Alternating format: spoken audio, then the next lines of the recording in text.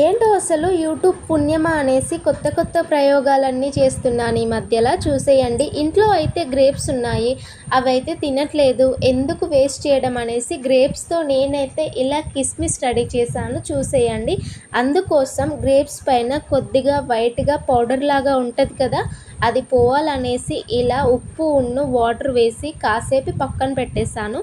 అలా చేయడం వల్ల వైట్గా ఉన్న పౌడర్ అనేది పోతుంది, గ్రేప్స్ కూడా నీట్గా వాష్ అయిపోతాయి. సో ఒకటికి 2-3 సార్లు మనం నీట్గా వాష్ చేసుకోవాలి, ఎందుకంటే బయట నుంచి తెచ్చుకుంటాం కదా.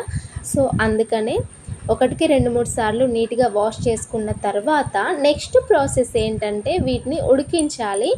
అందుకోసం మనం స్టవ్ ఆన్ చేసుకొని కొద్దిగా వాటర్ వేసుకొని, బాగా బాయిల్డ్ అవ్వకూడదు, చుట్టూ ఇలా బబుల్స్ రావాలి అంతే. బబుల్స్ వచ్చాయంటే మీరు చూస్తే ఏర్పడుతుంది కదా, చిన్న చిన్న బబుల్స్ వస్తున్నాయి, చూసేయండి. ఇప్పుడైతే గ్రేప్స్ ఇందులో వేసేయాలి. ఎక్కువసేపు అయితే అస్సలు ఉంచకూడదు, జస్ట్ ఓన్లీ 2 మినిట్స్ అంతే. టైం చూసుకొని మరి మీరు తీయండి, లేదంటే అనుకున్నదొక్కటి అయినది ఒక్కటి అన్నట్టుగా ఇద్దన్నమాట. కాబట్టి జస్ట్ ఓన్లీ 2 మినిట్స్ మాత్రమే ఉంచుకోవాలి. 2 మినిట్స్ తర్వాత కలర్ అనేది చేంజ్ అయిపోతాయి గ్రేప్స్.